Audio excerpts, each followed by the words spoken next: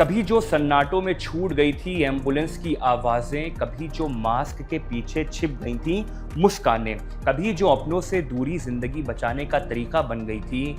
वक्त आगे बढ़ गया लेकिन कोरोना की यादें शायद अब भी पूरी तरह पीछे नहीं छूटी हैं। 4 साल पहले कोरोना महामारी ने पूरी दुनिया को हिला कर रख दिया था। लाखों लोगों ने अपनों को खोया, करोड़ों लोग संक्रमित हुए और ज़िंदगी का हर पहिया जैसे थम सा गया था। धीरे धीरे हालात सामान्य हुए, पाबंदियां हटीं और लोगों ने राहत की सांस ली। लेकिन अब आंध्र प्रदेश के कडप्पा ज़िले से आई खबर ने सबको चौंका दिया है। जी हाँ, आंध्र प्रदेश के कडप्पा ज़िले में कोविड के नए मामलों ने प्रशासन को अलर्ट मोड पर लाकर खड़ा कर दिया है।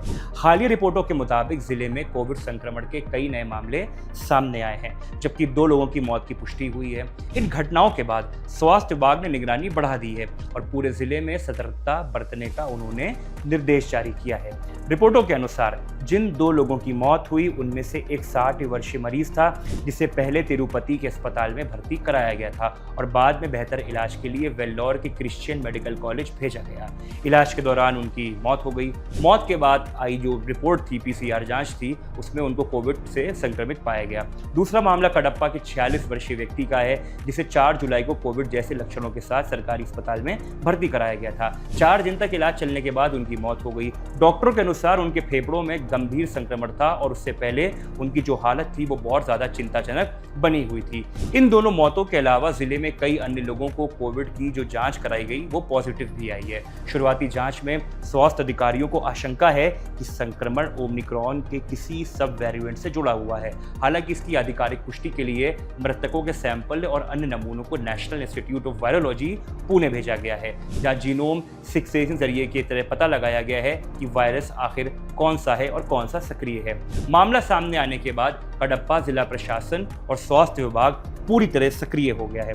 अस्पतालों को अलर्ट पर रखा गया है, निगरानी बढ़ा दी गई है और संक्रमित मरीजों के संपर्क में आए लोगों को पहचान कर उनकी जांच की जा रही है। स्वास्थ्य विभाग का कहना है फिलहाल घबराने की जरूरत नहीं है, लेकिन सतर्क रहना बेहद जरूरी है। प्रशासन लोगों से अपील कर रहा है, यदि किसी को बुखार, खांसी, गले में खराश या सांस लेने में तकलीफ जैसी शिकायत हो तो तुरंत जांच कराएं। विशेषज्ञों का कहना है कि कोविड वायरस पूरी तरह समाप्त नहीं हुआ है। समय समय पर इसके नए वेरिएंट सामने आ रहे हैं। ज़्यादातर मामलों में लक्षण हल्के होते हैं, लेकिन बुजुर्ग पहले से गंभीर बीमारियों से जूझ रहे होते हैं और उनकी जो प्रतिरोधक क्षमता होती है वो कमज़ोर होती है। इसलिए कोविड से बचाव के मूल नियम आज भी उतने महत्वपूर्ण हैं जितने महामारी के दौरान थे। गौर करने वाली बात यह है कि आंध्र प्रदेश में कोविड से मौत का यह मामला करीब 4 साल बाद सामने आया है। इसी वजह से स्वास्थ्य विभाग इस पूरे घटनाक्रम को बेहद गंभीरता से ले रहा है।